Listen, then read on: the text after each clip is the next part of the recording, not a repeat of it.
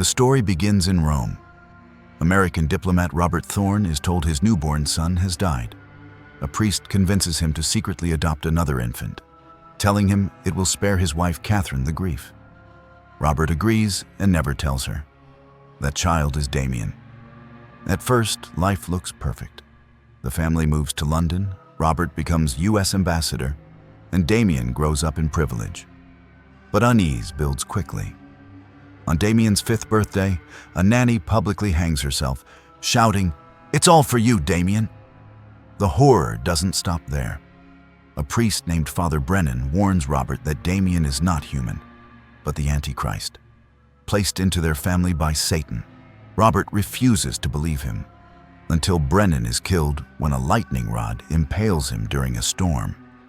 A photographer, Jennings, discovers strange shadows in his photos, shapes that seem to predict violent deaths.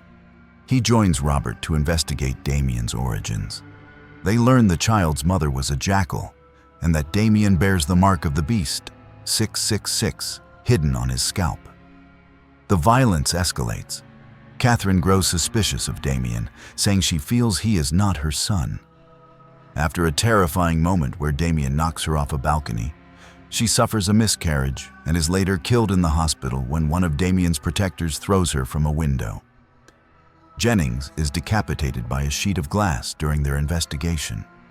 One by one, anyone close to the truth is eliminated. In the final act, Robert realizes Brennan was right. He retrieves sacred daggers meant to kill the Antichrist and takes Damien to a church. But before he can strike, the police shoot him down. The film ends at Robert's funeral. Damien, standing beside the U.S. president, turns to the camera with a faint smile. Evil has survived untouched, shielded by power. The second film picks up years later. Damien is now a teenager, living with his wealthy uncle Richard Thorne and his family in Chicago. To outsiders, he seems like an ordinary boy. But strange events begin to unravel his humanity. At a military academy, Damien learns discipline and leadership. His fellow cadets admire him, but Damien starts to feel something different inside him. A teacher named Sergeant Neff recognizes who Damien truly is and begins guiding him toward his destiny. Deaths follow Damien wherever he goes. A doctor who tests his blood finds anomalies and discovers the number 666 beneath his hairline. Before she can reveal it, she dies horribly in an elevator accident, cut in half. A man who uncovers Damien's origins falls beneath cracking ice, drowned and frozen. Each attempt to expose him ends in a violent accident. Meanwhile, Damien himself undergoes a transformation. When Neff tells him to embrace who he is, Damien at first resists. But during a chilling private moment, he accepts the truth. He is the son of Satan, born to inherit the earth. From then on, Damien no longer hesitates. The climax comes when Richard Thorne finally realizes what his nephew is. Armed with the sacred daggers, he tries to kill Damien. But Damien's power has already grown too strong. Richard is killed, and Damien emerges from the burning house untouched. He gazes into the fire, not with fear, but with understanding. The boy is gone. Now, Damien fully embraces his identity as the Antichrist, prepared to rule. Damien is no longer a child. He is now a powerful man in his 30s, running a vast corporation and wielding enormous political influence. He becomes U.S. ambassador to Britain, just like his adoptive father once was. This is the Antichrist on the world stage. The central conflict of this film is prophecy. According to Scripture, the second coming of Christ is at hand. Somewhere in the world, the Christ child has been born. Damien knows that if this child survives, his reign will end. So he begins his most horrifying act, ordering the mass killing of every male infant born on a specific night. Soldiers of darkness carry out his command, slaughtering babies to prevent the prophecy from being fulfilled. But resistance rises too. a group of priests, armed with the 7 sacred daggers, hunt Damien. Their mission is to pierce his heart and end his rule. Damien, cunning and ruthless, kills them one by one, believing no force can stop him. The endgame unfolds in a ruined church. Damien, thinking he has triumphed, confronts a statue of Christ. In his arrogance, he declares victory, mocking the prophecy. But a priest strikes him with one of the daggers. Damien collapses, bleeding to death at the foot of the statue. In his final moments, he sees a vision of Christ, and his face twists in despair. The Antichrist is finally destroyed, yet the world bears the scars of his reign. The film ends not with triumph, but with the reminder that humanity has only barely survived. If you've made it this far, you're clearly invested in Damien's story. Stay with us, because the second half takes the series to another level. A made-for-TV continuation pushes the story into the 1990s. This time the focus shifts away from Damien and onto his legacy. The story centers on Delia, a girl adopted by a wealthy couple, Jean and Karen York.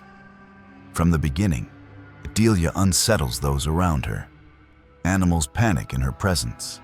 Accidents follow her everywhere. Teachers and caretakers who cross her path meet gruesome deaths. One nanny is torn apart by dogs. A teacher is burned alive. Karen grows suspicious of her daughter and begins investigating Delia's origins. She discovers that Delia is connected to Damien Thorn, a product of his bloodline. But there's a deeper horror. Delia is not the Antichrist herself. She is part of a larger plan. Through her, Damien's line will continue. Karen eventually learns that Delia has a secret twin brother, the true child of prophecy, concealed at birth. The film ends in despair. Karen attempts to kill Delia, but is thwarted. Delia survives, her brother hidden, the cycle of evil alive once more. While weaker than the original trilogy, this entry closes on a chilling idea. Damien's death didn't end the curse. His legacy ensures that evil is reborn in every generation. 30 years after the original, the story was reborn in 2006 with a remake. While the broad outline is the same, this version sharpens the imagery, modernizes the settings, and leans harder into apocalyptic symbolism. Robert Thorne is once again a rising diplomat. His wife Catherine gives birth in Rome, but the baby is said to have died. A priest offers Robert another infant, and Robert agrees without telling Catherine. That child is Damien. At first, Damien is quiet, even angelic. But soon the signs creep in. Animals react violently around him. His nanny hangs herself at his birthday party in front of the guests. Father Brennan warns Robert that Damien is the Antichrist, born of a jackal. But Robert dismisses him. When Brennan is skewered by a lightning rod during a storm, Robert begins to see a pattern. The photographer, Keith Jennings, uncovers eerie distortions in his photos, showing shadows shaped like weapons around people destined to die. He and Robert travel to Italy, where they discover Damien's true mother's grave. Inside lies the remains of a jackal. In the next coffin, they find the skeleton of Robert's real son, murdered at birth. The truth crushes Robert. Damien is not his child. The spiral of violence accelerates. Catherine, terrified of Damien, is killed in the hospital after a fall. Jennings is decapitated in a freak accident involving a sheet of glass. Robert retrieves the sacred daggers and kidnaps Damien. In a final desperate act, he drags the boy into a church and raises the blade.